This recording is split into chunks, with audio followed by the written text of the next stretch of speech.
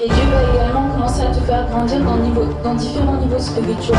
On va dire que tu dois toujours être bouillant pour Dieu, parce que il y a une chose que le diable attendra toujours, c'est que tu te refroidisses. Dans cette alliance avec Dieu, de toujours rechercher sa présence, rappeler le sacrifice de Jésus à la croix, parce qu'il n'est pas mort pour rien.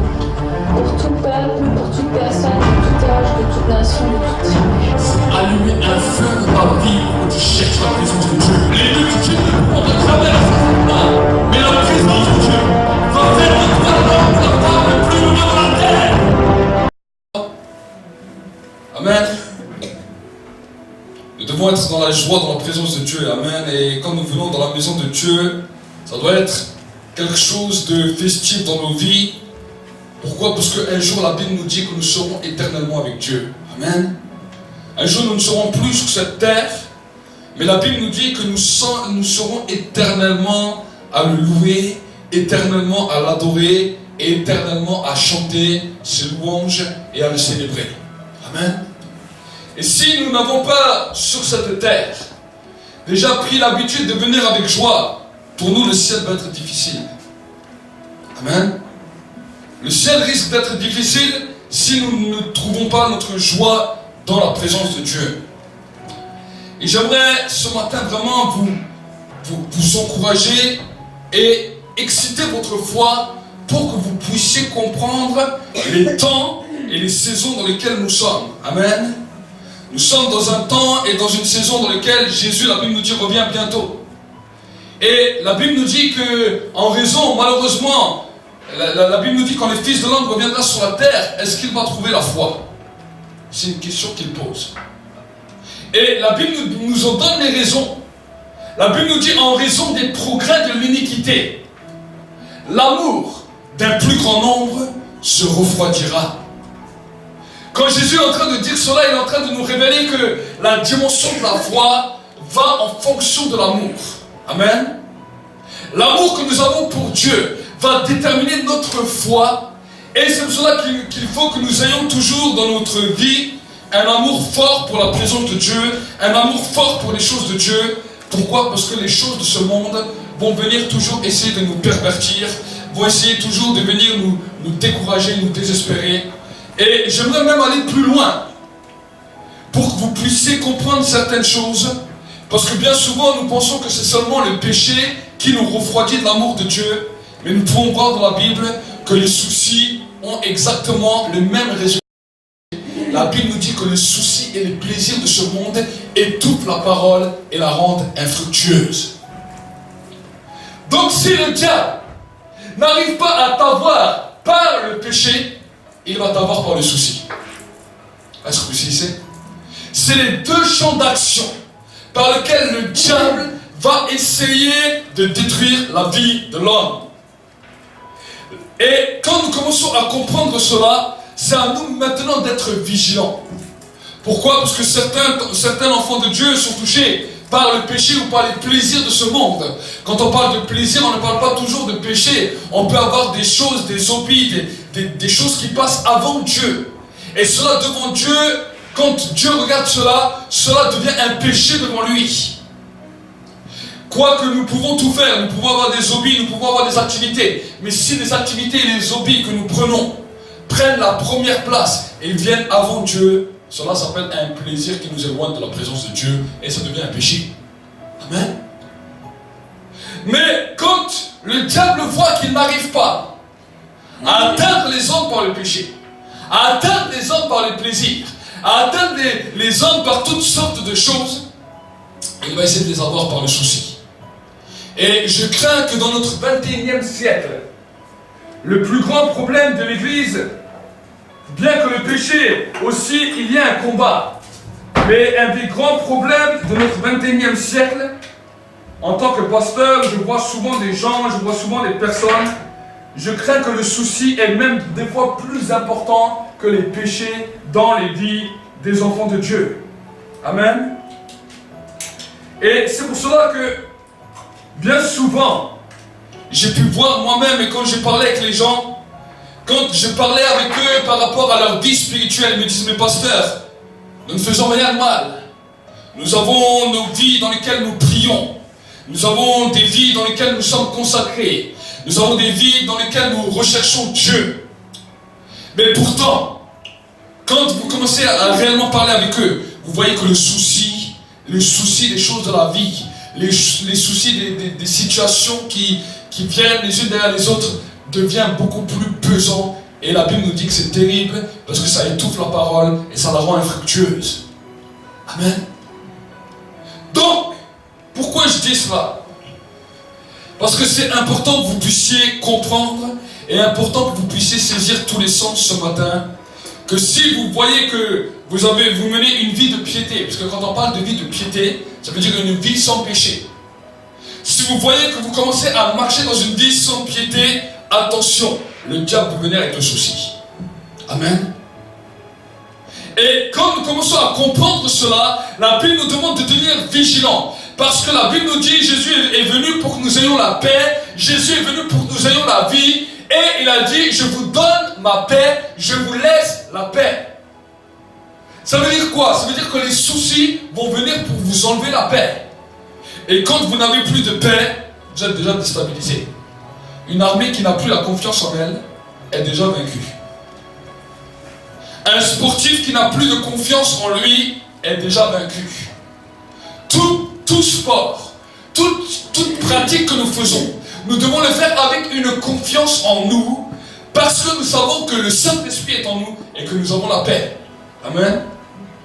Mais quand cela disparaît, quand la peur vient, le souci, l'angoisse, alors le diable a déjà gagné un grand chemin dans nos cœurs, et c'est à nous maintenant de nous mettre au diapason de la parole de Dieu. Et je veux vous dire que quand nous commençons à marcher avec le Seigneur, quand il y a quelque chose qui ne va pas dans nos vies spirituelles, nous n'avons pas besoin de vous faire des dessins ou de vous faire 50 000 prédications pour vous faire comprendre qu'il y a quelque chose qui ne va pas. C'est toi-même quand tu te retrouves seul dans la présence de Dieu. Même si tu peux sentir la présence de Dieu, tu vas sentir qu'il y a quelque chose qui bloque, quelque chose qui coince. Et bien souvent, on essaie de se trouver des paroles, on essaie de se trouver des raisons pour essayer de nous calmer, pour essayer de nous encourager. Mais si la paix réelle n'est pas là, nous savons dans notre conscience, dans nos subconscients, que nous avons un souci avec Dieu et que nous devons régler ça. Amen. Le but de la prédication, ce n'est pas simplement toujours de vous conforter dans les choses de vos vies, mais la dimension prophétique que Dieu veut amener à travers l'Église, c'est de nous mettre en conscience des choses que nous avons à régler avec lui pour que nous puissions avancer. Amen. Si nous commençons à être en paix avec Dieu et être en paix avec nous-mêmes, nous n'avons pas besoin que quelqu'un vienne essayer de nous conforter ou de nous encourager, parce que nous-mêmes nous allons être un canal d'encouragement, nous-mêmes nous allons être un canal qui va encourager les autres, qui va aider les autres à s'établir et à avancer. Amen. Vous savez que quand nous marchons avec Dieu, l'encouragement, l'exhortation, cela sont des choses qui sont bonnes.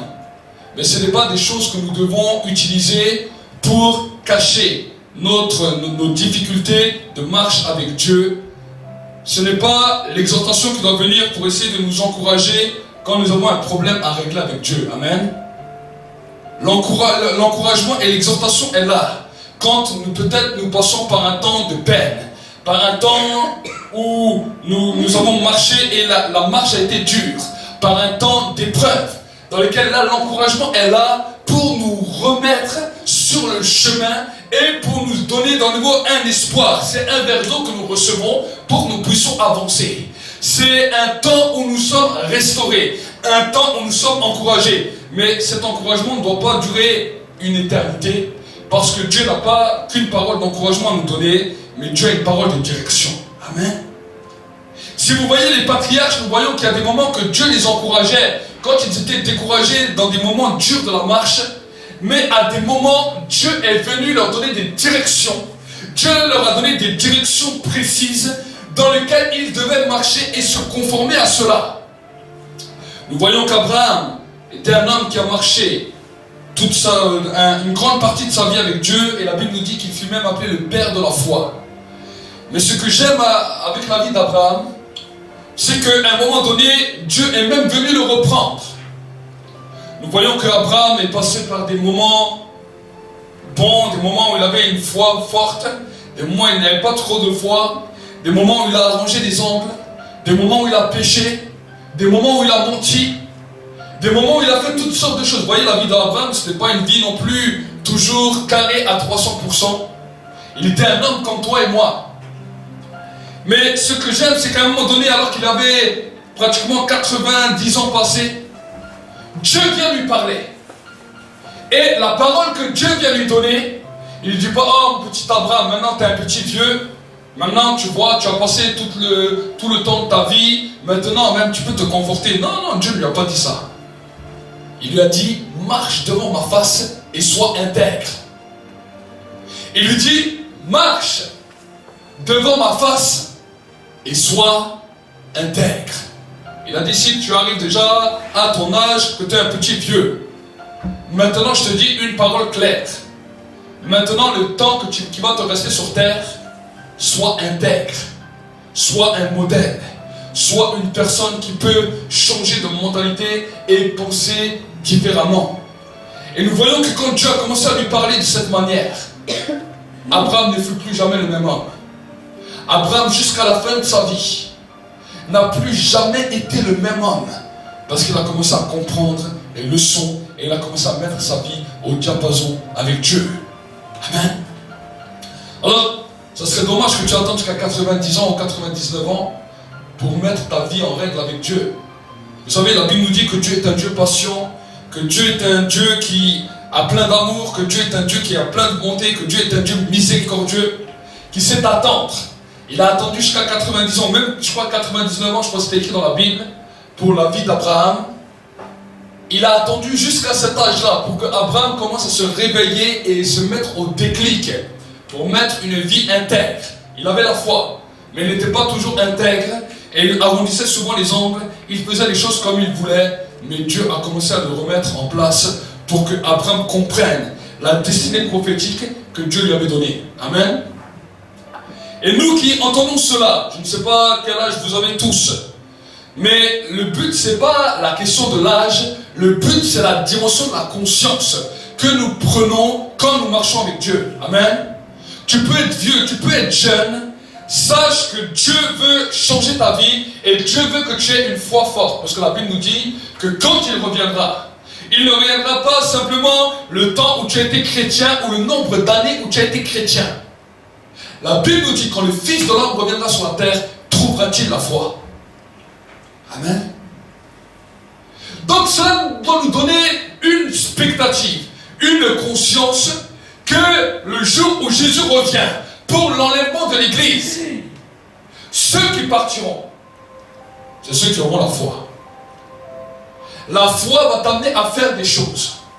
La foi va t'amener à persévérer dans la vie de prière alors que tu es des fois, alors que ton corps ne peut pas. La foi va t'amener à faire des choses que tu ne pouvais pas faire avant. Amen. Ça c'est la foi. Pourquoi? Parce que si on agirait simplement dans une dimension prophétique pure, alors on n'aurait pas besoin de foi. C'est-à-dire tu te lèves le matin, tout ce que tu fais est prophétique. Tu marches, c'est prophétique, tu manges ton café, c'est prophétique, tu t'habilles, c'est prophétique. Mais la réalité n'est pas comme ça. Pour pouvoir entrer dans la dimension prophétique et dans la percée prophétique de ta vie, tu as besoin d'avoir la foi. Pourquoi?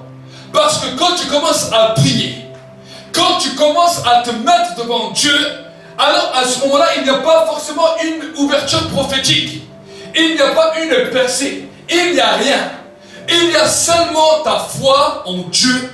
Et c'est sur ça que tu commences ton parcours de prière et ton parcours de cheminement avec Dieu. Amen. Chaque début de cheminement, chaque prière, chaque culte, chaque action que nous faisons pour Dieu commence par la foi. Amen. Pourquoi nous devons comprendre ça?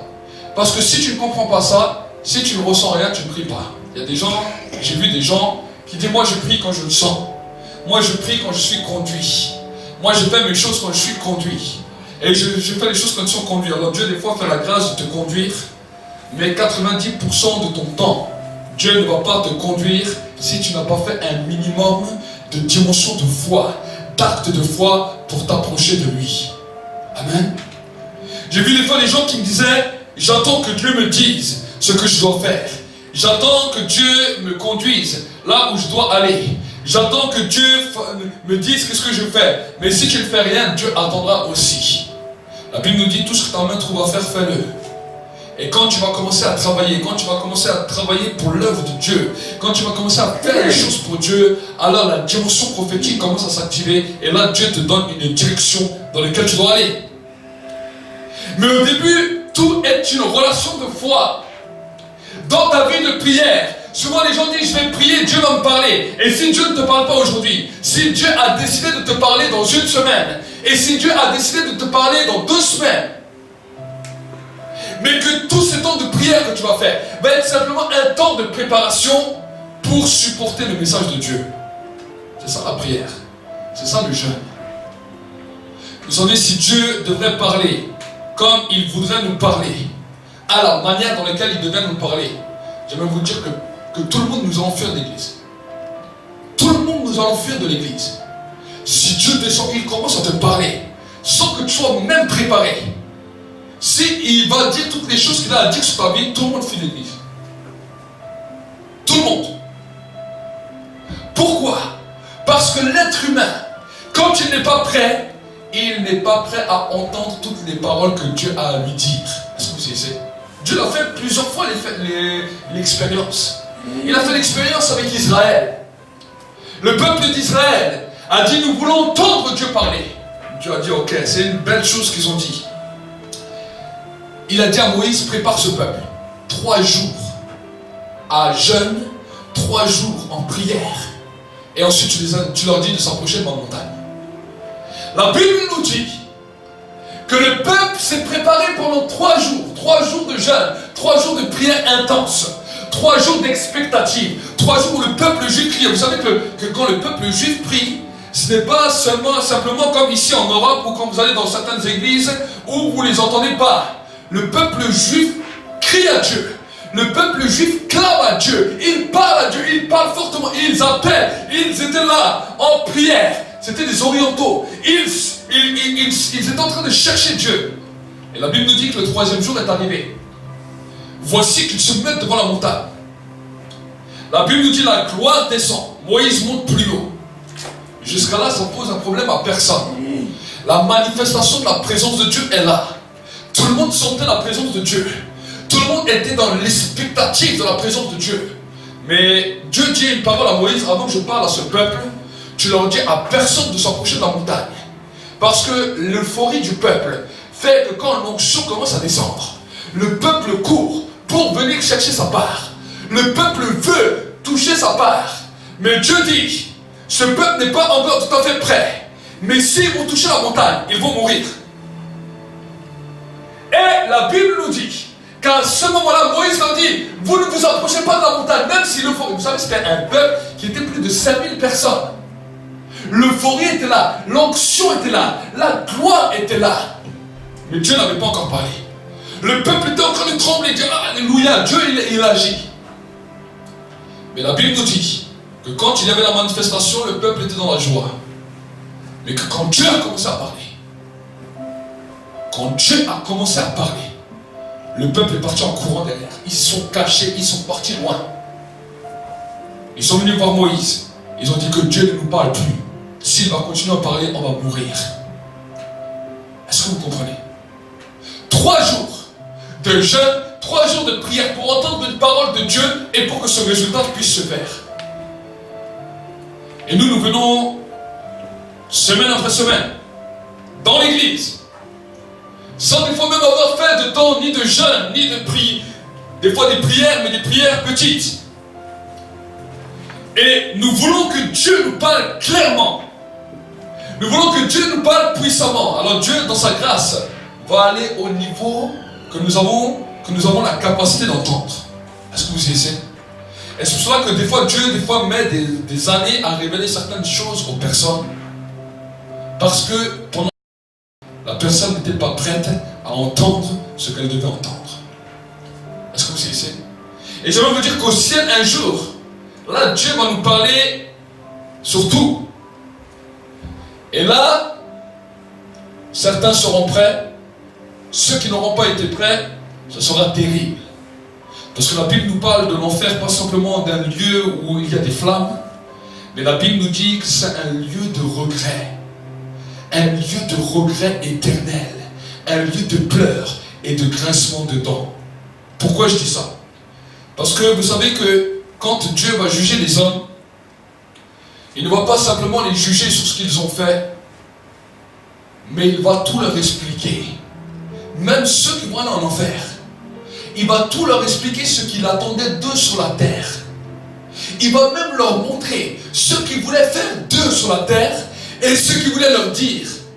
Mais quel comportement ils avaient pour ne pas entendre ce que Dieu voulait leur dire. Et quand les hommes verront tout cela, et qu'ils diront oui mais Seigneur, on veut refaire, on veut recommencer, Dieu leur dira seulement trop tard.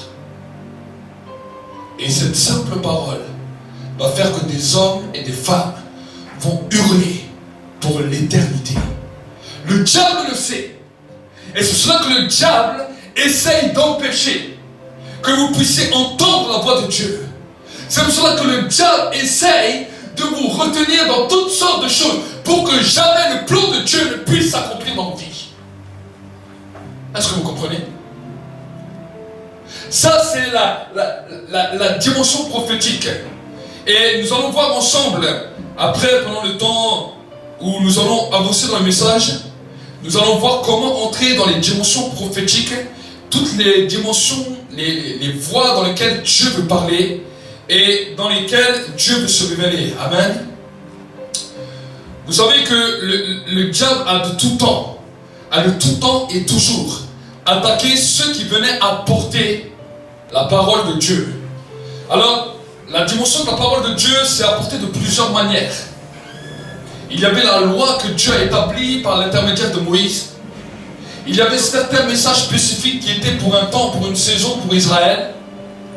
Et il y avait des temps où Dieu venait chez des rois, venait chez des personnes pour donner une parole personnelle, pour maintenant les amener plus près de Dieu et les amener à un changement et à une transformation. Et chaque fois que Dieu envoyait des hommes, chaque fois que Dieu envoyait des femmes, ces hommes et ces femmes qui étaient envoyés dans l'Ancien Testament, on les appelait les prophètes ou les voyants. Et ils avaient une dimension spécifique pour apporter un certain message, soit au peuple, soit au roi, soit aux personnes, pour que maintenant les personnes puissent entendre par leur intermédiaire la voix de Dieu et savoir ce qu'ils devaient faire pour pouvoir changer, pour pouvoir se transformer leur mentalité et transformer leur raisonnement. Amen. Il y avait la dimension de la loi que Dieu a amenée par l'intermédiaire de Moïse. Et cette loi était des règles spécifiques dans lesquelles Dieu disait, voilà, si tu fais ça, voici ce que ton péché va amener sur ta vie. Voilà ce que tu es en train d'accomplir sur ta vie, voici la conséquence. Ça, c'est la loi. Amen. Et cette loi, je veux vous dire que cette loi est toujours valable aujourd'hui. La loi de Dieu n'a pas changé. La loi de Dieu n'a jamais été abolie. Même quand Jésus est venu, Jésus n'est pas venu pour abolir la loi, mais Jésus, la Bible nous dit, est venu pour l'accomplir. Ça veut dire que ce qui était impossible à l'homme de pouvoir accomplir, Dieu est venu dans sa grâce, par sa parole, par le souffle de sa parole, venu dans une chair pour pouvoir accomplir cette chair, pour pouvoir accomplir cette parole, et que cette parole devienne vivante dans nos vies, que cette loi devienne vivante dans nos vies. Il a dit, je mettrai mes lois dans leur cœur, et je mettrai mon esprit en eux. Je leur changerai leur intelligence, et je leur donnerai un cœur nouveau. Les prophètes ont commencé à prophétiser sur ça. Ils commençaient à voir que Dieu est en train de faire quelque chose de nouveau. Ça veut dire quoi? Ça veut dire que la loi ne devient plus quelque chose de difficile, mais que quand le Saint-Esprit vient en nous, nous avons la capacité et nous avons la force de pouvoir observer cette loi sans problème à cause de la force que le Saint-Esprit nous donne. Amen. Juste avant, on n'avait pas le Saint-Esprit. On ne pouvait pas faire cela sans le Saint-Esprit. mais avec le Saint-Esprit, nous avons la capacité d'accomplir cette loi comme Jésus l'a accompli. Amen. Donc, la grâce vient. La grâce est là pour pouvoir nous amener dans une dimension supérieure. La grâce ne détruit pas la loi, mais la grâce vient parce que nous avons besoin de passer dans une dimension supérieure. Devant Dieu, même si le Saint-Esprit permet que le jour de ta nouvelle naissance, tu puisses accomplir la loi, il faut savoir que tes péchés t'avaient déjà condamné. Et la grâce vient pour que Dieu puisse te voir et que Dieu puisse te justifier à cause de cette grâce. Et j'aimerais vous dire que la grâce de Dieu, nous en avons besoin tous les jours. Tu peux avoir des bons diplômes, tu peux avoir une bonne tête, tu peux avoir toutes sortes de choses, mais dans la vie, même de ce monde, si tu n'as pas la grâce de Dieu qui est sur toi, même si tu as toutes les capacités, tu peux passer à côté de beaucoup de choses. Et en tant qu'enfant de Dieu, ce que le Seigneur a voulu nous faire comprendre, c'est que dans toutes les situations que nous passons, nous avons besoin de la grâce de Dieu. Quand tu vois que tu passes par une situation difficile, c'est que le Saint-Esprit est en train de te dire, mon fils, ma fille, tu as besoin de ma grâce, appelle ma grâce. Déclare ma grâce, prophétise ma grâce sur ta vie. Pour que là, maintenant où tu vas, ma grâce puisse se manifester. Amen. Ça, c'est quelque chose que nous devons comprendre.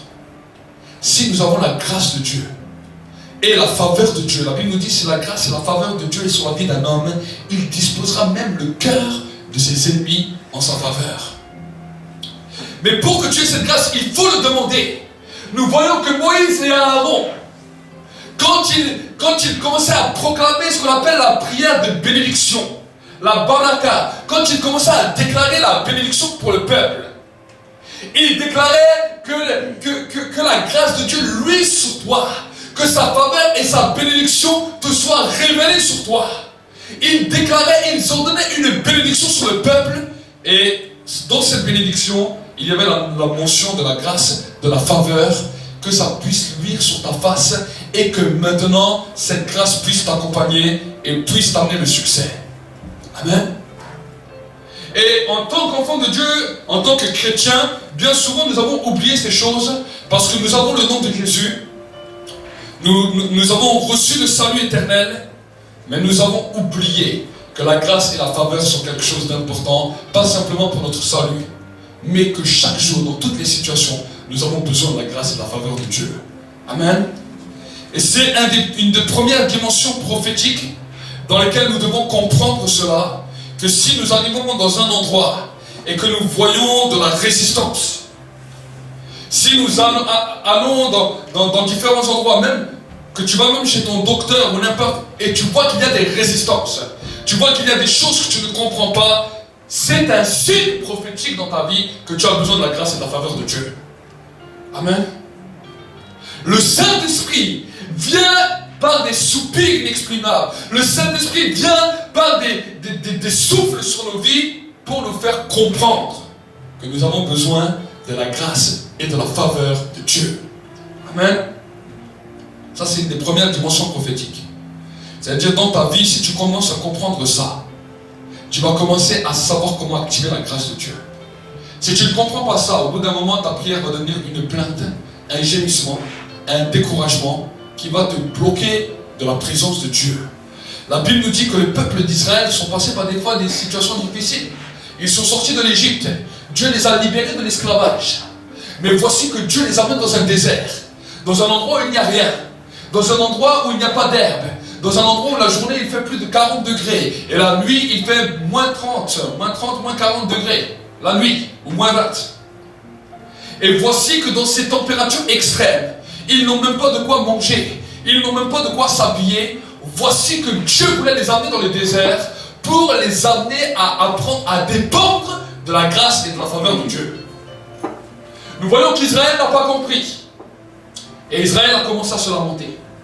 Israël a commencé à pleurer. Israël a commencé à gémir. Et au lieu d'amener la faveur et la grâce de Dieu sur leur vie, ils ont amené le jugement de Dieu. Ils ont amené le jugement de Dieu.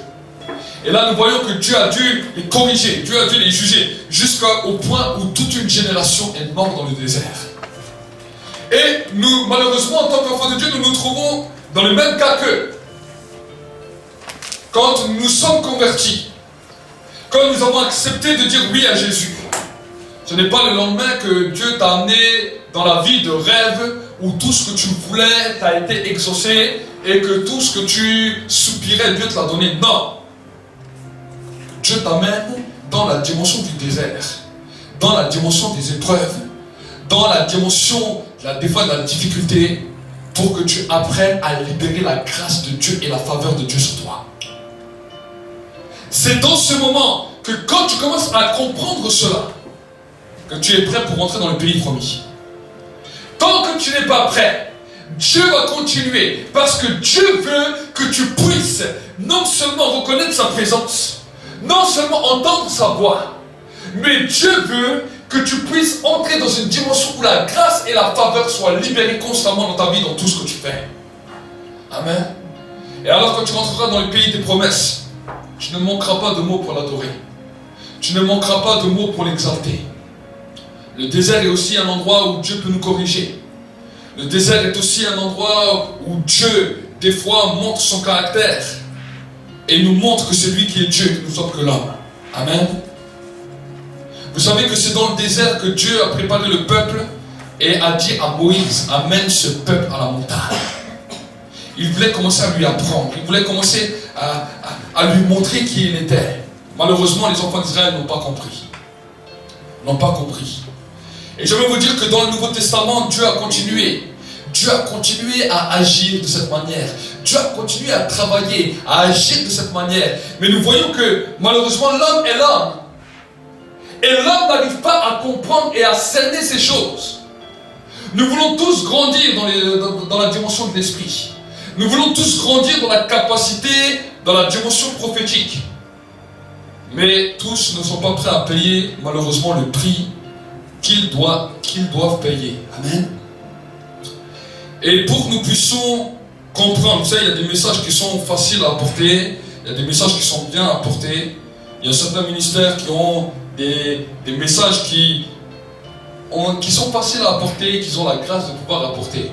Un évangéliste va toujours parler du salut, va toujours parler des dimensions que Dieu a pour les païens, pour la guérison, pour les miracles, pour la délivrance. C'est très bien. Ça, c'est le message des évangélistes. Un message d'un pasteur va toujours être là à encourager les gens, à les exhorter, à les encourager à marcher et à ne pas lâcher. Mais nous voyons que la Bible nous dit que Dieu a donné 5 ministères à l'Église et chacun des 5 ministères a une capacité spécifique. Le ministère apostolique est là pour la coordination et l'implantation d'églises, pour l'implantation d'œuvres, pour que maintenant les églises puissent travailler tous ensemble et que maintenant les serviteurs puissent agir ensemble. Nous avons le docteur qui est là pour asseoir la loi, pour asseoir la doctrine et que le peuple ne puisse pas être à tout vent et à toute doctrine. Mais nous avons aussi un autre ministère qui est le ministère de prophète qui vient pour ramener le peuple à la raison et pour que le peuple puisse entendre la parole de Dieu et que le peuple puisse savoir comment Dieu, quel est le message que Dieu a prévu pour lui. Amen. Et moi-même dans ma vie, vous savez, il y a tout un temps où je prêche, depuis 2004 je prêche. Et j'ai prêché pendant des années, depuis 2004. Et pendant tout un temps, je fouillais ce que Dieu me disait. Alors Dieu se manifestait dans la dimension prophétique de manière forte et puissante. Mais parce que Dieu m'avait ouvert d'autres portes, j'ai commencé en tant qu'évangéliste. Ensuite j'ai travaillé dans le pastorat. Et tout un temps, plusieurs personnes venaient m'interpeller. Des fois même certains me disaient prophète. Moi je disais je ne suis pas prophète. Même du haut de la chair. Des fois je disais je ne suis pas prophète. Et je courais après tout. Je fouillais après ce message que beaucoup de personnes m'interpellaient. Plusieurs, même hommes de Dieu, des fois m'appelaient comme ça, et moi je refusais ça. Parce que je donnais beaucoup de prophéties, beaucoup de paroles, beaucoup de directions, même à des hommes de Dieu, même à des églises. Et moi, c'était pas quelque chose que je courais après, parce que je savais qu'est-ce qu'il y avait derrière. Et pour moi-même, pour ma propre part, je ne pensais même pas. Jusqu'à ce matin, alors que ce matin, Dieu m'a réveillé. Dieu m'a réveillé à 2h30 et je suis allé pour prier. Et comme j'ai commencé à prier, Dieu m'avait déjà interpellé hier que je devais parler sur la dimension prophétique. J'ai dit ok, il n'y a pas de problème, je vais faire ce que tu me dis. Et ce matin, alors que je priais, je savais que j'avais un problème avec Dieu. Et alors que je persévère dans la prière, je passais plus d'1 heure comme ça, je priais, la présence de Dieu est là. Le feu de Dieu est là. Mais quelque chose était en train de se mettre entre moi et lui. Et à un moment donné, alors que je suis en train de lui parler, je m'arrête de prier, je dis voilà Saint-Esprit, il y a un problème. Je parle avec toi, ta présence est là. Mais je sais qu'entre toi et moi, il y a quelque chose qui pose un problème, qui pose un blocage. Et lui me dit oui, c'est ce que j'attendais que tu me poses comme question. Et je dis ok. Et je dis mais c'est quoi le problème? C'est quoi le blocage? C'est quoi ça? Il me dit ce que je t'ai appelé à faire, toi tu fouilles et tu ne fais pas ce que je te dis. Je dis comment ça? Qu'est-ce que tu m'as appelé à faire? Il m'a dit je t'ai appelé à un ministère. Et toi tu fais un autre ministère. Je dis comment ça? Il me dit je t'ai appelé à un ministère de prophète. Il m'a dit et toi tu travailles dans d'autres choses. Après moi j'ai dit à Dieu, je dis écoute Seigneur. Et j'ai dit moi c'est pas quelque chose à quoi je cours après. Il me dit quand tu cours après ou que tu cours pas, c'est pas la question. Il m'a dit c'est l'appel que je t'ai donné. C'est la mission que je t'ai donnée. Je te demande de travailler dans un ministère de prophète et dans un ministère prophétique pour libérer. Depuis le début de l'année, tout le monde me coursait après ça. Il y a quelques jours encore, je parlais avec un homme de Dieu et il me disait j'ai vu tes messages. Il m'a dit c'est des bons messages, des messages prophétiques. Au début de l'année, on va... Après j'ai dit à Dieu écoute Seigneur, alors je vais accepter ce que tu me dis et je vais faire ce que toi tu accomplis. Au moment où je lui ai dit ça, le feu qui était là est descendu dans mon cœur. Et là, à ce moment-là, la paix est venue et je savais que j'étais dans le nouveau en communion réelle et qu'il n'y avait plus rien qui m'empêchait de rentrer en contact avec Dieu. Et Dieu m'a dit, si maintenant tu acceptes, il m'a dit, c'est à toi aussi d'aller le dire à l'église. J'ai dit à Dieu, mais ce serait plus facile, c'est toi qui vas parler à l'église. Il me dit non, il me dit, ce que je dis, tu dois l'accepter et tu dois le dire, comme ça on sait que ça vient de ta bouche et comme ça tu sais maintenant qui tu es en moi. Amen. Et c'est pour cela que je le dis.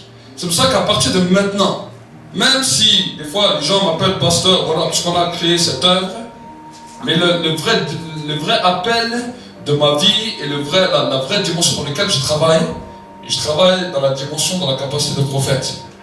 Et c'est pour ça que souvent j'ai vu les choses, souvent, même des fois j'ai vu les choses chez les gens, j'ai fait beaucoup de réunions où pratiquement des fois tout le monde avait des paroles, on a vécu beaucoup de moments comme ça, où la parole de connaissance, la parole prophétique est donnée, et il y a même des fois où moi-même, je n'allais pas tout le temps donner, parce que je dis si je vais continuer à donner, les gens viennent que pour ça. Mais c'est une des capacités et une des grâces que Dieu nous a données. Et souvent quand nous commencions à former des gens, des capacités prophétiques commencent à descendre sur eux. Et moi-même je ne regardais jamais sur ça, mais maintenant c'est un temps où je vais rentrer dans cette dimension et où la parole de Dieu va devenir toujours plus précise, toujours plus forte. Et quand la parole de Dieu devient plus forte, il y a des gens qui vont supporter, mais d'autres qui ne vont pas toujours aussi supporter. Parce que la parole de Dieu n'est pas toujours supportable pour tout le monde. Amen. Mais une chose est claire, j'aimerais vous encourager à pouvoir vous-même, dans vos maisons, vous préparer dimanche après dimanche à recevoir la prière, à recevoir la parole de Dieu, à jeûner, à prier dans vos maisons, pour que Dieu puisse accomplir les choses. Parce que vous savez, la dimension d'un prophète, un prophète va parler en fonction de la soif. Si les gens viennent sans soif, c'est comme si vous fermez la bouche du prophète. Est-ce que vous saisissez? Souvent ça m'est arrivé. Il y a des moments où je suis allé des fois avec mon épouse dans certains endroits que les cœurs étaient durs, les cœurs étaient fermés, impossible même pour moi de prêcher. Impossible même pour moi de commencer à leur parler de la Bible. Et des fois même quand je repartais dans la voiture, mon épouse me dit mais t'es bizarre, tu viens avec moi et tu dis rien. C'est comme si ma bouche était fermée. Et d'autres moments où voilà les cœurs commencent à être ouverts, où les cœurs sont ouverts, je peux prêcher des heures, je peux parler des heures, je peux leur expliquer des choses des heures et des heures et des heures et des heures et des heures sans voir le temps passer. Et dans les différents endroits où je suis allé prêcher, les mêmes choses sont passées. Quand les cœurs sont ouverts, quand les cœurs ont soif, l'eau commence à couler, la gloire commence à descendre, mais quand les cœurs sont fermés, c'est même difficile de prêcher. Est-ce que vous comprenez? Donc c'est pour cela que j'aimerais vous encourager en tant qu'Église, de quand vous venez, venez avec une faim et une soif. Amen. Venez avec une faim, venez avec une soif. Dieu va ouvrir les écluses du ciel. Aujourd'hui, nous allons parler de quelques dimensions prophétiques pour pouvoir grandir avec Dieu. Là, j'ai un petit peu introduit avant le message. Mais maintenant, nous allons rentrer dans la profondeur de la dimension prophétique. Amen. C'est le psalmiste David qui dira dans le psaume, alors que je suis en train de parler maintenant, quelque chose est en train de s'ouvrir dans l'église. Alors que je suis en train de vous parler maintenant, il y a quelque chose qui vient de s'ouvrir à l'instant. Comme une porte qui vient de s'ouvrir. Écoute ce que le psalmiste David disait. Le psalmiste David disait, j'entre dans tes portes, j'entre dans tes parvis avec la louange. Vous savez que même quand quelqu'un fait la louange, quand les deux ministères, qui c'est important d'être dans une dimension prophétique, ils ne sont peut-être pas tous prophètes, mais qui doivent être dans une dimension prophétique, c'est la louange et la prière. Pourquoi?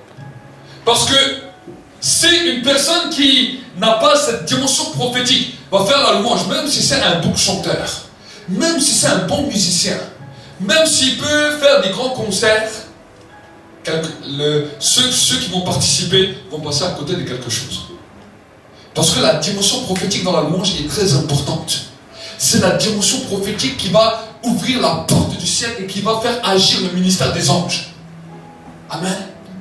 Le ministère de la louange, dans la dimension prophétique, va activer l'activité des anges. Et c'est pour cela que une louange réussie n'est pas simplement parce qu'il y a eu des beaux musiciens, ou parce qu'il y a eu une belle entraide, ou parce qu'on a bien tapé des mains pendant 40 minutes. C'est pas ça ce que ça veut dire une louange réussie. Une louange réussie, c'est quand on est accédé dans la percée spirituelle et que quelque chose s'est produit. Quand quelque chose a été transformé, quand la dimension prophétique est descendue. Et c'est pour cela que souvent, quand je vais prêcher dans des endroits et qu'il y a des groupes de louange, quand je prie pour le groupe de louange, je prie pour libérer une onction prophétique sur eux. Et que quand ils commencent à louer, quand ils commencent à adorer, ce n'est pas simplement la qualité de la musique qui doit résonner, mais c'est la dimension, l'atmosphère prophétique qui va commencer à descendre et qui va commencer à impacter. Amen. Alors qu'est-ce que c'est la dimension prophétique? Dans la dimension prophétique, souvent les gens pensent que c'est que Dieu qui parle. Non. La première des dimensions prophétiques, c'est ton esprit qui est au contact de la gloire, au contact du monde spirituel, au contact de la présence de Dieu, avec la présence des anges, et ton esprit commence à voir et percevoir des choses. Alors, les premières dimensions de la dimension prophétique dans lesquelles tout le monde peut expérimenter, qu'il soit prophète ou qu'il ne soit pas prophète, tout le monde peut expérimenter cela. C'est avoir une capacité, ça veut dire que tu es en train de louer, tu es en train de prier, tout d'un coup des images viennent dans ton esprit. Tu commences à voir des choses. Des fois, c'est des choses simples. Des fois, tu vois une personne qui fait des choses. Mais ce que tu es en train de voir, c'est que ton esprit est en train de te communiquer ce qui se passe dans la dimension de l'esprit. Alors, bien souvent, on a confondu entre la parole de Dieu et le temps prophétique. C'est pour cela que ceux qui sont allés des fois plus loin dans la dimension prophétique sans comprendre ces choses, des fois il y a eu des fois des dérives. Parce que tout et n'importe quoi a commencé à se produire, parce que les gens n'arrivaient plus à comprendre et à gérer. La Bible nous dit, l'esprit des prophètes est soumis aux prophètes. La première des dimensions, ce sont des images qui commencent à te parvenir. Des fois tu entends des mots, des fois tu entends des choses, des fois tu entends résonner des choses à l'intérieur de toi. Des fois, alors que tu es là dans cette dimension prophétique, tu peux ressentir même des fois des douleurs, des personnes qui sont autour de toi, en faveur de la guérison, en faveur des miracles. Mais Dieu n'a pas encore parlé. C'est simplement une préparation, c'est simplement une entrée dans la dimension de la gloire. Amen. Une entrée dans la dimension de la gloire. Et cela se produit par la louange et l'adoration. la louange et l'adoration va commencer à produire cela. Et quand vous êtes en compagnie d'une dimension prophétique, dans une église prophétique, alors cette onction va commencer à se répandre sur vous, et non seulement dans l'église, mais chez vous aussi dans les maisons. Vous allez commencer à avoir des perceptions prophétiques. Je me souviens moi-même, dans mon évolution, alors j'avais commencé, au début j'étais musicien, alors j'ai commencé à louer. Au début il n'y avait rien de spécifique qui se passait, mais je louais, j'aimais louer. Pendant des heures, des fois je louais. Je ne priais même pas beaucoup, je n'étais pas quelqu'un qui savait bien prier à l'époque, mais je louais beaucoup. Et alors que je continue à louer, j'ai continué à louer à un moment donné, alors que je cherchais l'esprit de prière est descendu sur moi et là je commençais à savoir prier. Donc là j'alliais la louange et la prière. Mais jusqu'à là, les choses continuaient à avancer, mais sans plus. Je voyais dans la prière, il avait une force, il avait une puissance. Et tout d'un coup, j'ai commencé à exercer les dons spirituels. La dimension prophétique permet que tu puisses exercer les dons spirituels. Et c'est pour cela que l'apôtre Paul, quand il parlera des dons spirituels, il dira « Je souhaite que tous vous puissiez prophétiser ». Il nous dira que tous peuvent exercer les dons spirituels.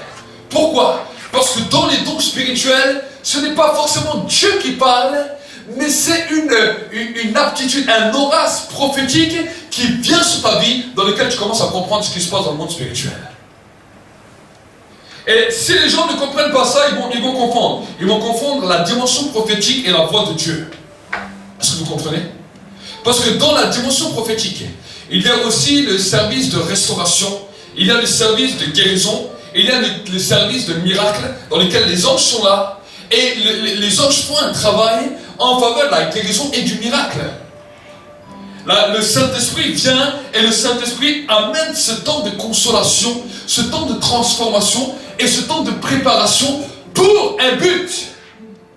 Le but, c'est pas simplement que tu sois restauré pour être restauré, mais le but de la restauration de l'Esprit de Dieu, le but de la consolation de l'Esprit de Dieu, c'est pour t'amener dans un temps où tu vas pouvoir entendre la parole de Dieu.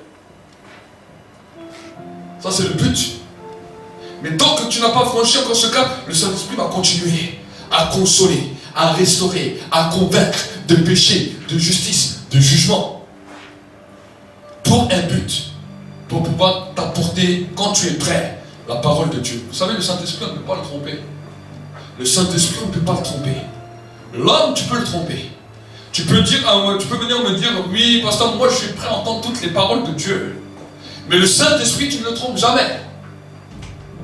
Moi-même, j'étais comme vous. Je pensais que j'étais prêt à entendre toutes les paroles de Dieu. Et j'ai pu voir que dans ma marche avec Dieu, certaines paroles, même quand tu me les disais, je n'étais pas tout le temps toujours prêt à tout entendre. Et j'ai compris que mes temps de préparation de la prière, c'était un temps où je me préparais parce que Dieu allait me dire quelque chose de peut-être plus dur, plus lourd. Et que si je ne suis pas prêt, cette parole peut me faire mourir. Est-ce que vous comprenez? Si vous n'êtes pas prêt, cette parole peut vous tuer. On ne joue pas avec Dieu.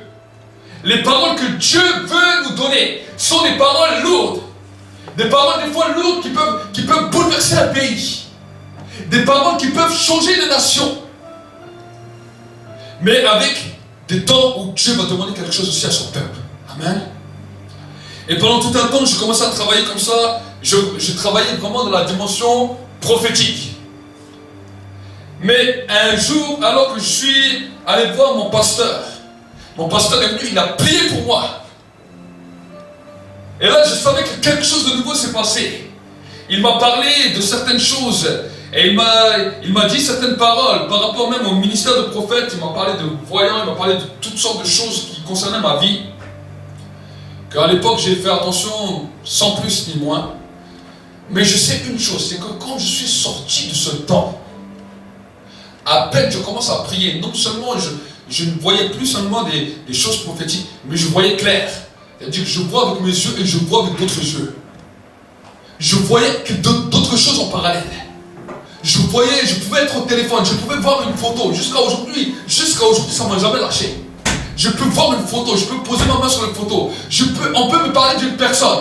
je commence à voir des choses sur la personne, je commence à dire des choses sur la personne. Et dans cette dimension, j'ai travaillé, et je travaille depuis 2005. Depuis 2005, je travaille dans cette dimension, ça ne m'a jamais quitté. Mais en 2016, alors que je continuais à expérimenter ces choses avec Dieu, Dieu m'a amené encore dans une autre dimension.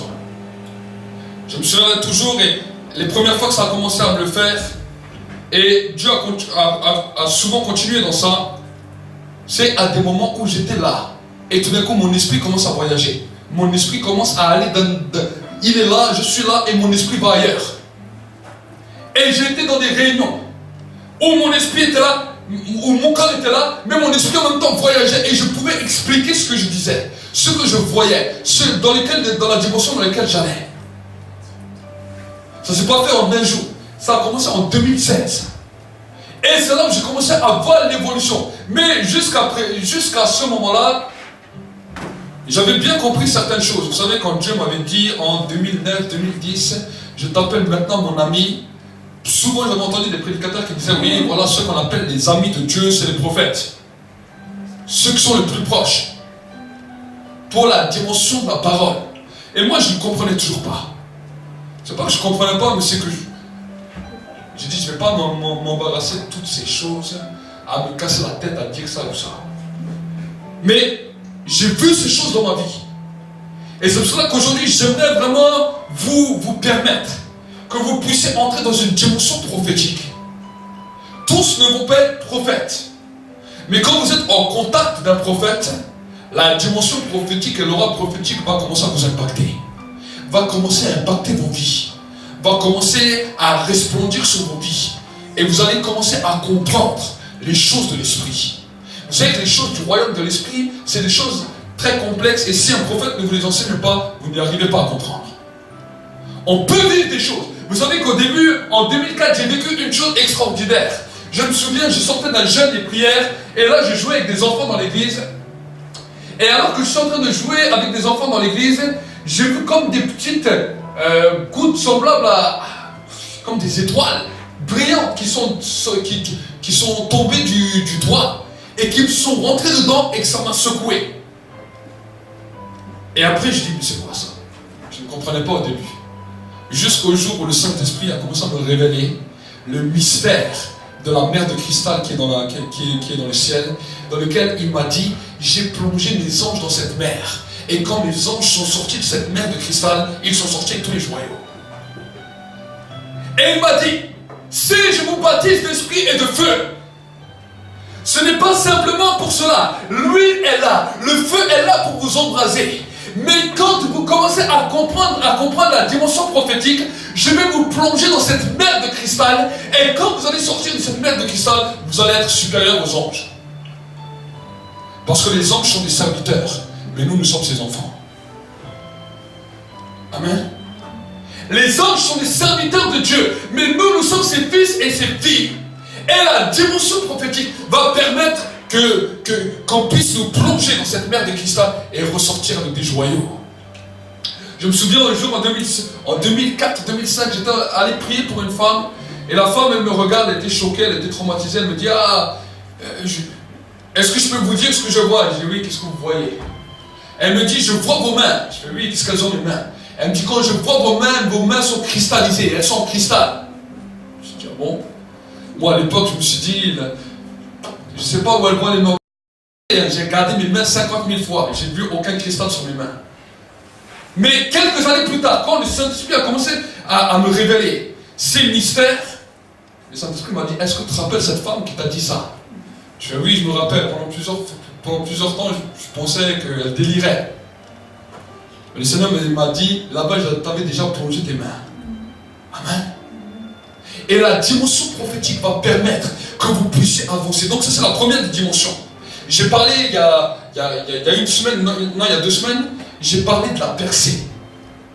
J'ai parlé de la dimension de la percée, que quand on prie, on doit prier jusqu'au temps de la percée. Donc la percée, c'est quoi? C'est le temps où tu es visité. La semaine dernière, j'ai parlé de la visitation. Les temps où nous sommes visités par la présence de Dieu, que nous devons reconnaître que nous sommes des observateurs, des sentinelles, et que quand maintenant le Saint-Esprit vient nous visiter, nous devons reconnaître ces temps. Ça, c'est le temps de l'observation. Mais maintenant, dans ces temps d'observation, c'est bien d'avoir reconnu le temps que nous sommes visités. Parce que tu as dit, voilà Seigneur, je te bénis parce que je suis visité. Je reconnais le temps où je suis visité.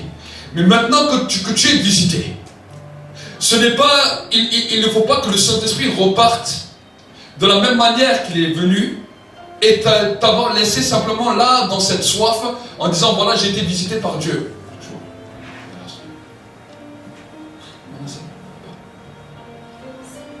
Voilà. Amen.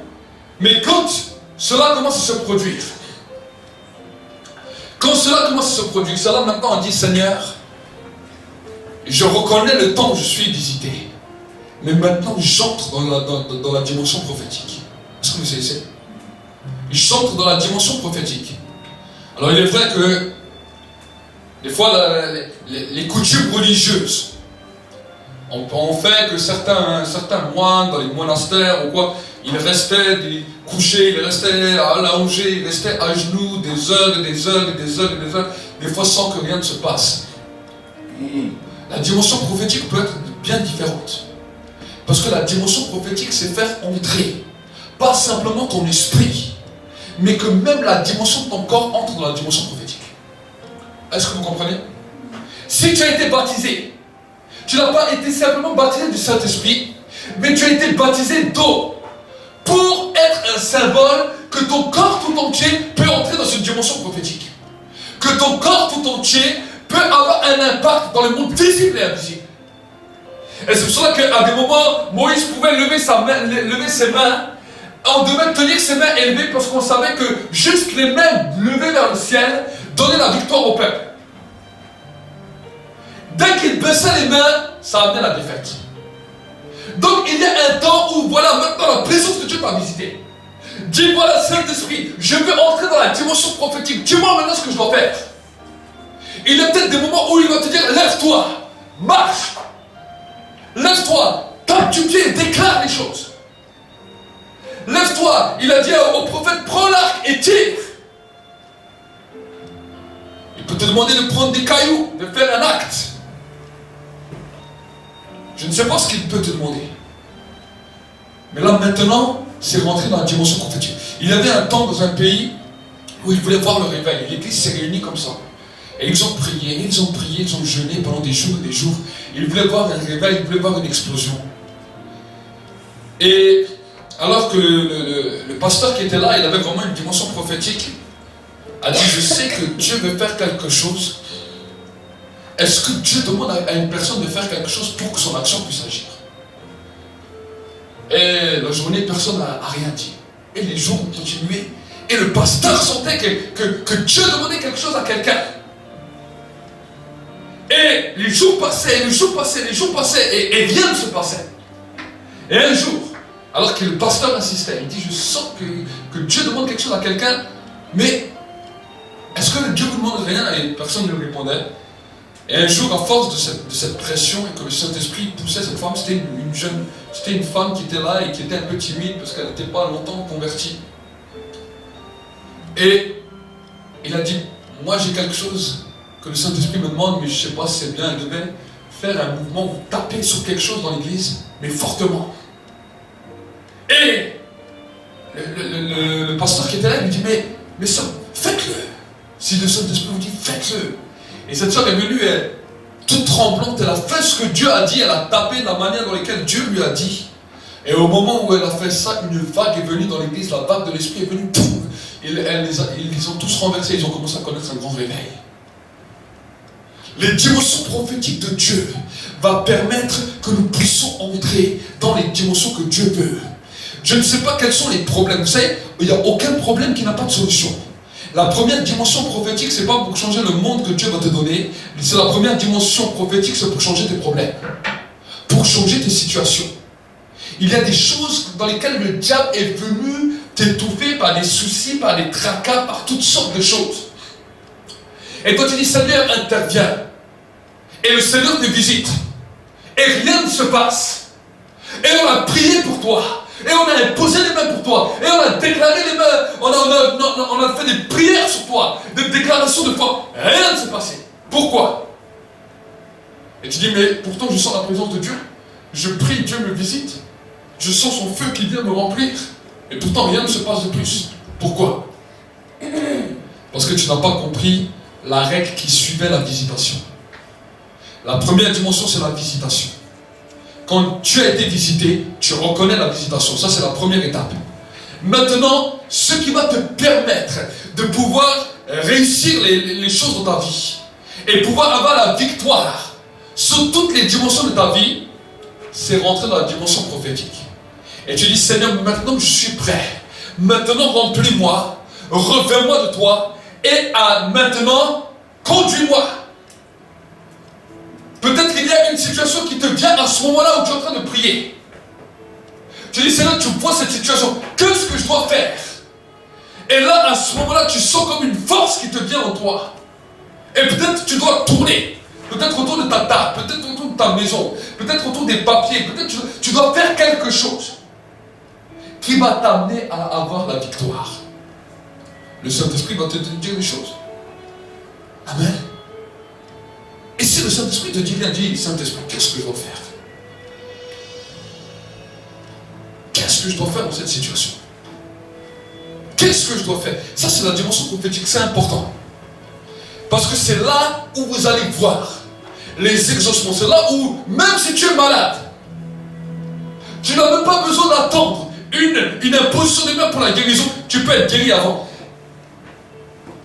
J'ai pu voir dans ma vie, et souvent j'ai dit à mon épouse, je dis, bon, c'est vrai que des fois, j'aurais aimé que certains serviteurs prient pour moi. Et quand j'étais malade, je me dis, ah, les serviteurs vont prier pour moi. Je dis à mon épouse, je dis, ah, moi ça me pose un problème. Je dis, avant même que j'arrive devant le serviteur, je suis déjà guéri. Pourquoi? Parce qu'il y a une dimension prophétique qui vous permet de vous propulser. Il y a une dimension prophétique qui vous permet de vaincre. Il y a une dimension prophétique. Vous savez que j'ai vu des lois changer en ma faveur. Vous pouvez demander à mon épouse, chaque fois que j'ai besoin de lois qui changent, j'ai vu les choses, même les lois au niveau de l'État, même par rapport à moi, je vois j'ai vu les lois qui ont changé plusieurs fois. Pas qu'une fois, plusieurs fois. Et j'ai compris une chose, c'est qu'il n'y a rien qui peut nous retenir. Il n'y a rien qui peut nous retenir. Mais peut-être ton problème est différent du mien. Parce que toi, tu dois mettre ta pierre dans l'église pour que peut-être certaines lois changent. Pour que peut-être certaines situations changent dans un pays. Ce n'est pas parce que j'ai expérimenté cela que tu dois dire, voilà, le pasteur doit venir prier. Vous allez voir, tous les frères et sœurs vont venir avec les lois qu'ils veulent changer et ils vont me demander la prière. Non. Chacune de vos situations sont là pour que vous puissiez mettre une pierre à l'édifice. Amen. Chacun de vos problèmes que vous avez rencontrés sont là pour que vous puissiez mettre une pierre à l'édifice. Vous savez que Dieu est un Dieu qui guérit. Dieu est un Dieu qui guérit. Nous bénissons Dieu pour la guérison. Mais j'aimerais vous dire que pour les enfants de Dieu qui sont acquéris, pour les enfants de Dieu qui sont confirmés, Dieu a bien plus que la guérison. Dieu a une alliance de santé. Amen. La guérison, c'est pour les païens. Et c'est pour ceux qui souffrent, qui n'ont pas encore compris, pour les bébés spirituels. Mais maintenant que tu as été guéri, maintenant Dieu a bien plus que la guérison, il a une alliance de santé. Amen. Et l'alliance de santé peut des fois passer par un temps d'épreuve, dans lequel tu peux sortir de cette épreuve soit victorieux, soit vaincu. Je me souviens en 2012, alors qu'en 2012, j'avais été dans un restaurant, et là, quand je suis allé au restaurant, je suis ressorti du restaurant, j'avais vomi, j'avais une douleur terrible au niveau de mon ventre, je ne supportais plus rien au point que le mercredi matin, le Saint-Esprit me dit à 4 heures, il me dit réveille ton épouse, dis-lui de t'emmener à l'hôpital. Je suis allé à l'hôpital et là j'ai tellement mal qu'on m'a mis sur morphine. Et là les docteurs ont commencé à faire leurs analyses et ils m'ont diagnostiqué toutes les maladies qui sont possibles et imaginables d'entendre sur la terre. C'est passé par... c'était quoi la première des choses? Hein? L'appendice, après ils m'ont dit que c'était la bile. Après, ils m'ont dit que c'était une hépatite. Après, ils m'ont dit que c'était un cancer. Ils m'ont dit tous les diagnostics du monde. Mais avant que j'aille dans cet hôpital, j'ai dit à mon épouse, j'ai dit, écoute, si Dieu m'envoie dans cet hôpital, c'est parce que Dieu veut me parler. J'ai dit, Dieu veut me parler. Si je suis comme ça, dans cet état, malade, où je n'arrive même plus à manger, où je suis carrément plié en deux, c'est parce que Dieu veut me parler. J'ai dit, alors je vais être attentif. Toute parole n'est pas la parole de Dieu. Et chaque fois qu'un docteur venait me donner un diagnostic, moi je le regardais en souriant. J'étais malade, j'étais couché par terre, j'étais couché sur le lit, plié en deux, mais je le regarde et je souris. Je dis, moi j'ai un Dieu qui guérit. Je dis, c'est pas une maladie comme ça qui m'arrête. Tout ce qu'il me déclarait. Tout. Je dis, moi j'ai un Dieu qui guérit. Et je continue à prêcher l'évangile même dans l'hôpital. Jusqu'au moment donné où mon épouse avait reçu une parole pour moi.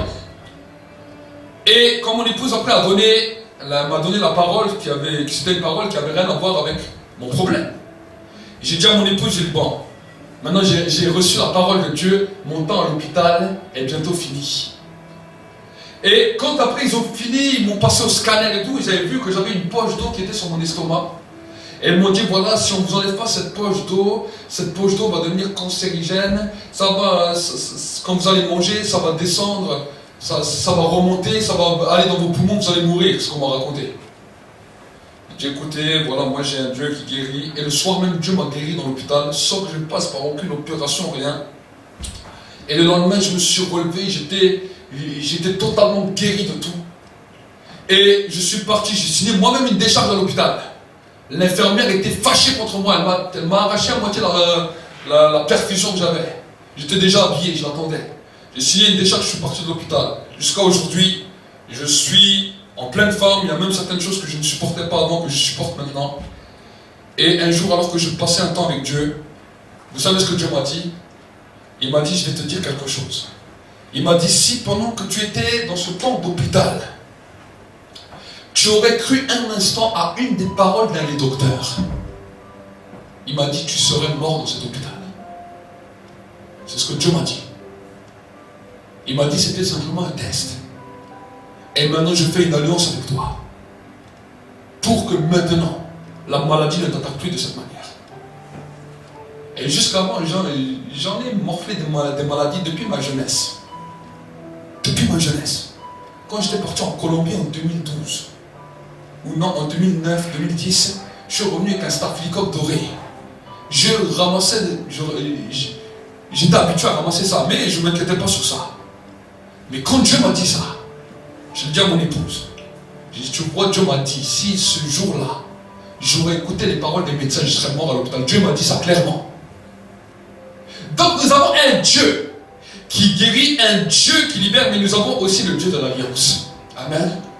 Et dans la dimension prophétique, quand nous passons par certaines situations, mon frère, ma soeur, au lieu des fois de nous plaindre, comprenons que dans cette situation, Dieu veut nous parler. Dieu veut nous parler. C'est un jour un homme de Dieu que j'avais entendu que Dieu l'appelait pour le ministère et qui avait refusé, enfin pas qu'il refusait, mais qui n'était pas rentré dans la dimension du ministère que Dieu lui avait demandé. Et Dieu l'a mis en accident. Je crois que c'était une camionnette de militaire qui est rentrée dans sa voiture et qui lui a perforé même le poumon. C'est le témoignage du pasteur Jean-Peter Schmitt de Mulhouse. Et il était là entre la vie et la mort. Il était dans l'hôpital. Et il raconte que quand Dieu lui parle, il lui dit, si maintenant tu n'acceptes pas de me servir, je prendrai quelqu'un d'autre. Pourquoi? Parce que des fois dans certaines situations, nous croyons que c'est quelque chose de mauvais. Nous croyons que c'est quelque chose qui va nous détruire. Mais chaque situation, c'est que Dieu veut nous parler. Et ça, c'est une dimension prophétique que nous devons comprendre. Toute situation que nous vivons, ou que nous passons, que nous ne comprenons pas, on ne demande pas de la comprendre. C'est une dimension dans laquelle Dieu veut te parler. Amen. Et si tu ne comprends pas la première des dimensions prophétiques, d'entrer dans ce processus et de savoir qu'avec ton corps, tu as une capacité de changer les choses, tu risques de passer à côté. Certaines mêmes personnes sont mortes sans le savoir. La Bible nous dit, mon peuple périt parce qu'il manque de connaissance. des centaines de milliers de chrétiens meurent à travers le monde parce qu'ils n'ont pas ce genre de connaissances. Dieu vous fait la grâce à vous de connaître cela. Amen.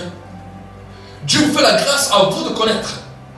On peut être dans un endroit où même il y a plein de gens et mourir par le manque de connaissances.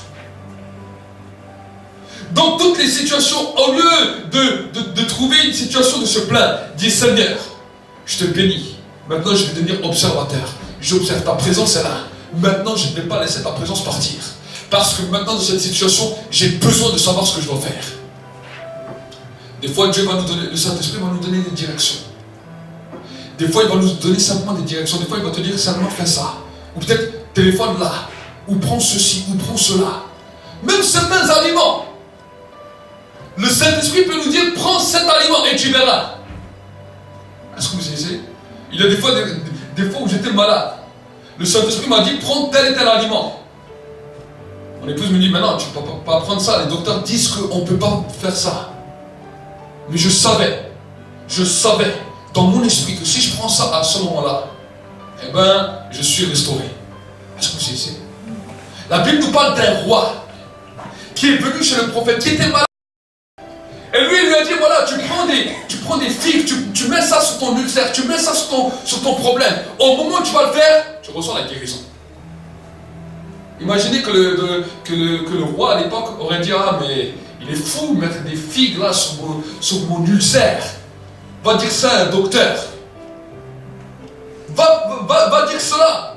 Il va dire, mais il est malade. Mais pourtant, quand il l'a fait, il était guéri. Dieu a d'autres pensées que nous. Dieu a d'autres raisonnements que nous. La Bible nous dit qu'il est le docteur des docteurs, le médecin des médecins. Je ne dis pas que toute la médecine est mauvaise, c'est pas ce que j'ai dit. Mais je dis dans toutes les situations ici, dans notre société actuelle, nous avons recours plus facilement à toutes les choses de la médecine qu'à Dieu. Est-ce que vous savez? Dans nos problèmes, nous avons facilement toutes les choses à notre disposition avant de chercher Dieu. Il n'y a pas de problème trop grand, il n'y a pas de problème trop dur. Amen. Nous passons tous par des problèmes, nous passons tous par des difficultés. Mais dans ces problèmes, nous avons besoin de la dimension prophétique. Amen. La dimension prophétique est là pour ça. Dieu ne va pas parler dans tout. Sa parole va être clairement précise pour nous. Mais la dimension prophétique est là pour nous éclairer parce que nous sommes des êtres spirituels avant d'être des êtres charnels. Le premier problème de l'enfant né de Dieu, né de nouveau, c'est de vivre en tant qu'esprit sur la terre. Est-ce que vous comprenez? Notre problème à nous, c'est pas de comprendre comment vivre dans une dimension spirituelle. Nous sommes nés de l'esprit. Nous sommes nés de Dieu. Nous sommes un être spirituel par la nouvelle naissance.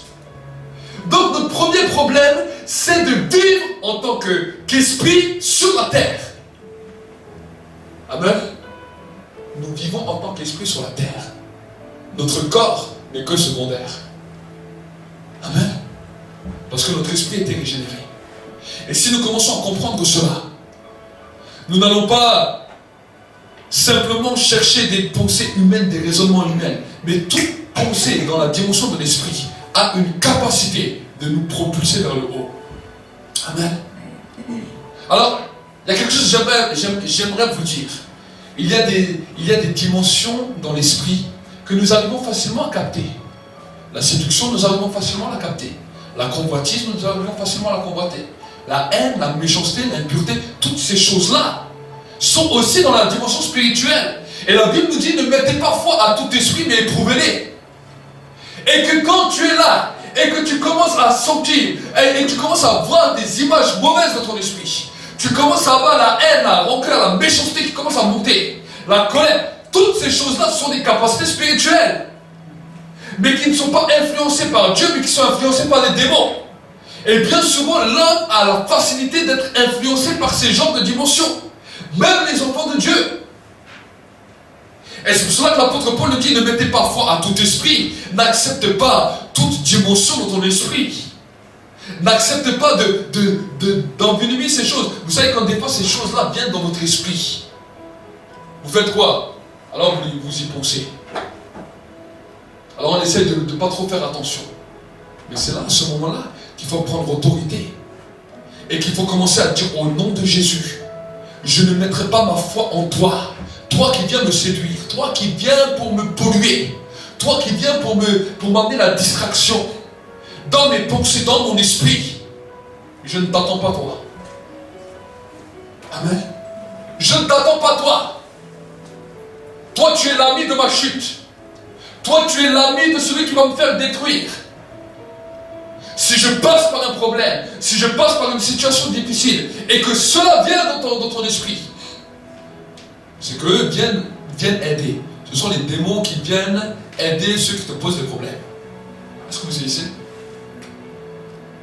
Le découragement, le désespoir. Et on se renferme et on s'isole. J'aimerais vous dire qu'ils viennent seulement pour consolider votre problème, pour le rendre insaisissable. Mais quand tu commences à comprendre cela, tu dis non, moi je suis un enfant de Dieu, je suis un esprit. Si je passe par cette difficulté, ce problème, j'ai besoin d'entrer dans la dimension prophétique, je ne peux pas me laisser perturber. Je ne peux pas me laisser voler mon temps par ces pensées, par ces raisonnements, par ces pollutions qui viennent dans mon esprit. Mais au nom de Jésus, je ne mettrai pas ma foi en vous. Allez, au revoir. Amen. C'est comme ça qu'il faut travailler.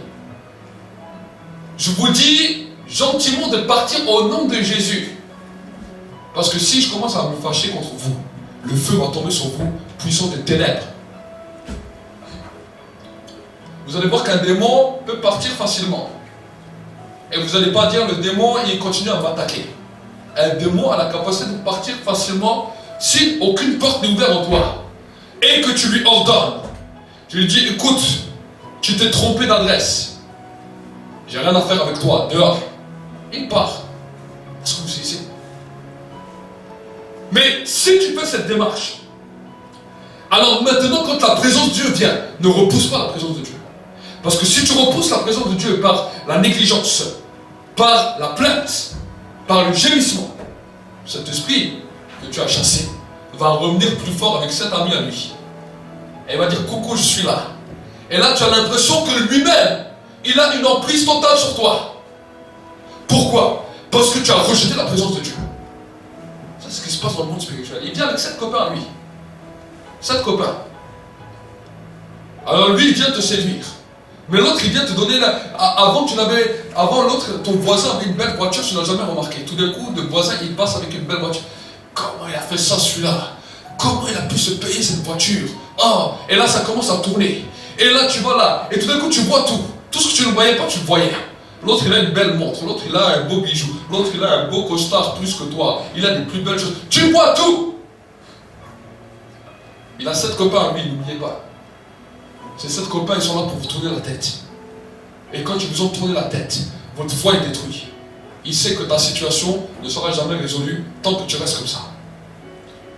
Et il y a un problème qui vient. Et un deuxième. Et un troisième. Et un quatrième. Et j'ai vu des croyants, des enfants de Dieu, venant dans les églises, avec plus de problèmes que les autres croyants, sans trouver aucune solution. Parce que la dimension prophétique et la percée prophétique n'étaient pas là.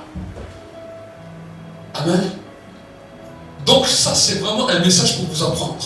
Quand la dimension prophétique est là, peut-être le Saint-Esprit va simplement te dire de te lever. Peut-être le Saint-Esprit va te demander de te mettre à genoux. Peut-être le Saint-Esprit te dit, mets-toi assis. Peut-être il va te dire, souffle. Peut-être il va te dire, prends un mouchoir et secoue ce mouchoir. Et tu secoues. Tu dis, Seigneur, je secoue ce mouchoir. Comme si c'est mon problème. Et je commande maintenant que quand je secoue, au moment où je le secoue, maintenant ça commence à changer. Il peut te demander de prendre une chaise et de la retourner.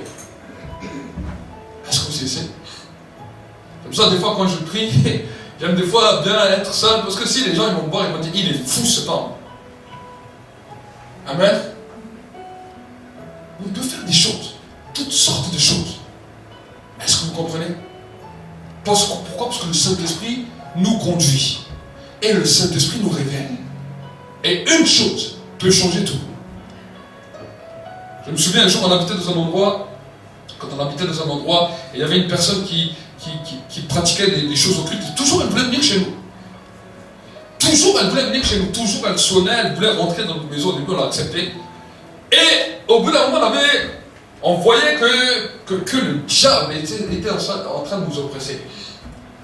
Et au bout d'un moment, le Saint-Esprit m'a dit, tu prends du sel, tu mets ça sur les terrains, tu déclares. Elle ne pourra même pas venir chez vous. J'ai fait ça. Elle n'arrivait même pas à toucher le portail, elle n'arrivait même pas à entrer dans le portail. Elle avait commencé à envoyer par les forces occultes et même des souris dans les maisons. Il y avait une voisine avec qui elle s'était pris la tête, elle lui avait envoyé plein de souris. Elle lui avait envoyé des souris dans sa maison. Et là, au point que la voisine est sortie, elle dit, ah, j'ai une souris, je ne comprends pas.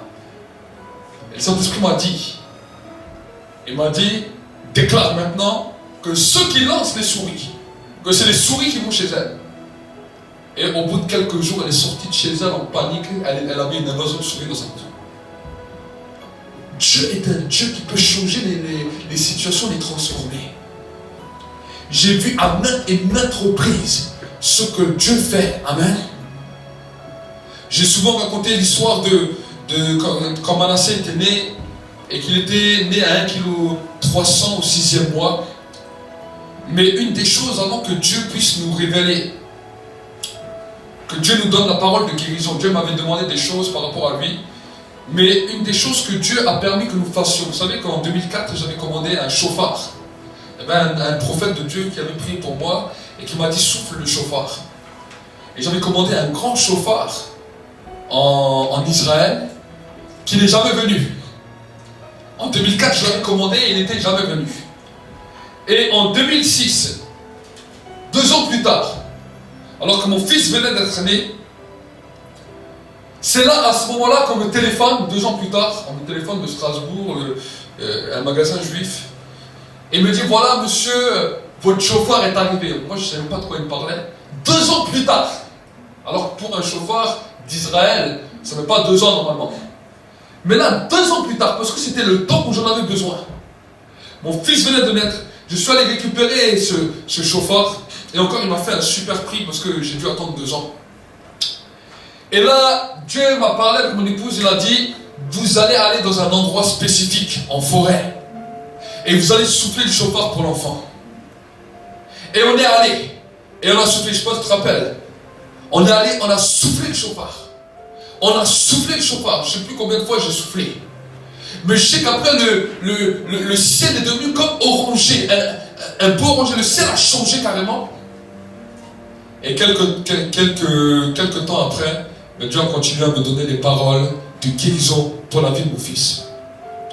Donc, c'est pour ça que Dieu peut nous demander mille et une choses. Dieu peut nous demander toutes sortes de choses à faire.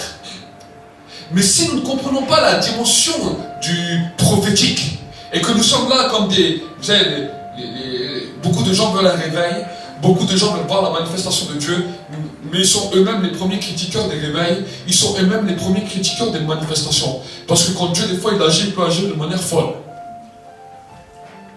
Si tu demandes un réveil et tu critiques toutes les manifestations qui sont passées, à travers tous les temps, à travers tous les âges, alors tu te bloques toi-même la dimension de la percée du réveil. Nous voulons voir un réveil à la manière que Dieu veut faire. Amen. Et là, nous savons que la dimension prophétique n'est pas toujours comprise dans la pensée humaine, mais que dans la dimension prophétique, Dieu peut nous faire des choses folles. Amen. Et dans ces choses, nous voyons les accomplissements de Dieu. Il y avait un homme de Dieu, l'apôtre Smith Wigglesworth, où il voyait des guérisons, des miracles et des signes, des prodiges. Et un jour, on lui amène une personne morte dans l'église. Une personne est tombée morte dans l'église. Et lui, voilà la dimension prophétique qu'il a, c'est amenez-moi cette personne et mets-lui un coup de poing dans le ventre. Alors, ils ont dit amenez-moi cette personne. Alors, les gens au début, ils ont dit ok, d'accord. Et lui, il lui amène devant. Tout le monde pensait qu'il allait poser les mains. Et il dit au nom de Jésus, bam, il met un coup de poing dans le ventre. La personne n'est pas revenue. 2 fois. La personne n'est pas revenue. Le service de sécurité commençait même à s'énerver avec lui. Il dit, mais quand même, arrête. Et là, quand il a tapé au bout d'un moment, bam, il mettait des coups de poing dans le ventre. Reviens à la vie au nom de Jésus. Et là, il revient à la vie au nom de Jésus. Et là, il s'était étonné. Dieu a 1001 manières d'agir dans la dimension prophétique. Amen. Seulement à nous de s'ouvrir. Alors Dieu va aller doucement avec vous. Si vous n'avez pas totalement l'habitude, il ne va pas te demander de mettre un coup de poing dans un mort en public demain. Amen. Mais s'il te demande des petites choses et que tu ne les fais pas, c'est ces petites choses qui vont te bloquer demain. Amen. Vous avez peut-être vos maisons, vos appartements, vos voitures, toutes sortes de choses. Vous avez la capacité. Si vous commencez à comprendre les choses de l'Esprit, peut-être le Saint-Esprit va dire fais ça, fais ça, fais ça. Amen. Et là, tu vas commencer à voir les choses commencer à se mouvoir, commencer à bouger. Et là, tu vas comprendre. Mais si tu ne comprends pas ça, les choses, tu vas attendre que Dieu bouge, alors que Dieu attend que toi que tu bouges. Amen. Amen. Ça, c'est la dimension prophétique.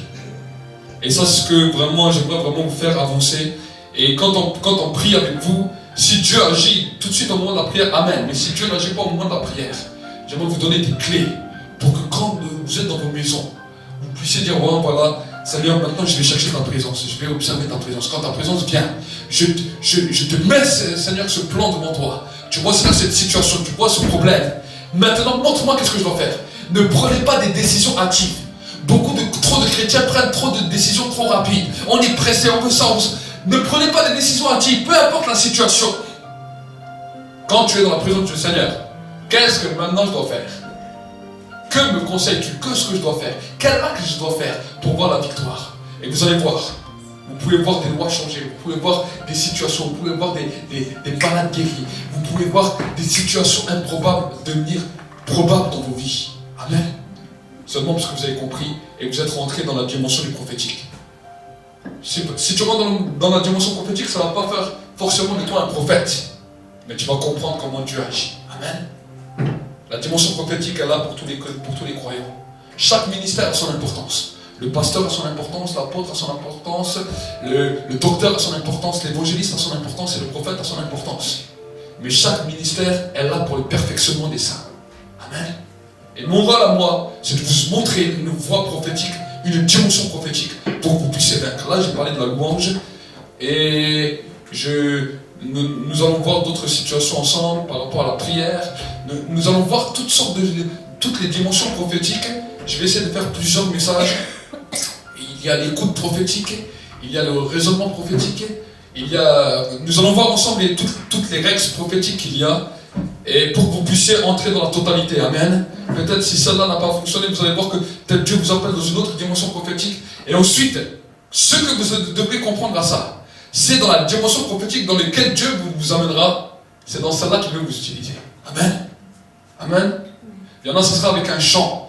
D'autres, ça sera avec une prière. D'autres, ça sera avec une écoute. D'autres, ça sera avec un regard. Parce qu'ils vont être des visionnaires. Quand ils vont dormir, il y a des visions, des songes qui vont s'ouvrir à eux. Amen. On les appelle les prophètes dormeurs. Les prophètes rêveurs. Eux, ils vont peut-être passer plus de temps dans leur sommeil parce que Dieu va leur parler. Amen. C'est mon épouse, souvent, quand elle dort, Dieu lui donne beaucoup de choses dans les rêves, dans les visions. Et des fois, elle dort plus que moi. Mais ensuite, elle se réveille et elle me dit, voilà, Dieu m'a montré ça, Dieu m'a montré ça. Amen. C'est une dimension prophétique que vous devez comprendre et que vous devez saisir. Et ensemble, quand nous allons travailler, quand nous allons nous réunir ensemble dans une réunion, dans un culte comme aujourd'hui, ça ne sera pas simplement, vous venez avec une attente. Vous avez une capacité prophétique. L'autre a une autre capacité prophétique. L'autre a un autre raisonnement prophétique. Et si vous êtes sous la dimension du Saint-Esprit, avec un ministère prophétique devant vous, l'Église va commencer à grandir dans une capacité prophétique et nous allons comprendre et saisir beaucoup plus de choses que Dieu a prévues pour nous. Amen. Prions ensemble. Merci, cher Saint-Esprit, pour ta présence. Et Seigneur, je te demande maintenant de libérer une grâce prophétique, Seigneur, sur chacun de mes frères, chacun de mes sœurs, chacun aussi de ceux qui vont regarder cette vidéo.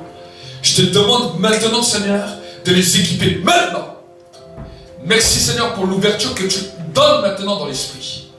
Et que, Seigneur, mon Dieu, mon roi, que quand ta présence vienne les visiter dans leur maison, tu puisses leur donner vraiment les indications pour devenir la tête et non la queue. Seigneur, tu as dit, voici, je ferai de vous la tête et non la queue. Alors Seigneur, que cette dimension et cette capacité commencent à être libérées sur ce peuple. Et que maintenant ce peuple commence à entrer dans une nouvelle dimension. Que ce peuple entre dans une nouvelle victoire. Et que ce peuple maintenant puisse conquérir l'héritage que tu lui as donné. Je bénis maintenant. Et je déclare que maintenant, Seigneur, l'ouverture prophétique, Seigneur, s'ouvre maintenant. Seigneur, nous te demandons pardon toutes les fois où nous avons peut-être freiné les dimensions prophétiques par des raisonnements, par des paroles, par des pensées, par des cœurs. Seigneur, mais nous voulons voir l'action prophétique être libérée dans ce lieu maintenant. Être libérée dans ce lieu, dimanche après dimanche, semaine après semaine, mardi après mardi, réunion après réunion. Qu'une dimension, une faim et une soif du monde spirituel puisse commencer à s'ouvrir et que ta gloire commence à resplendir. Nous te bénissons, nous te rendons grâce. Nous libérons aussi le ministère des anges, des archanges, des séraphins, des chérubins. Et que maintenant, Seigneur, nous puissions avancer encore et encore. Merci pour les guérisons et les miracles que tu vas continuer à accomplir.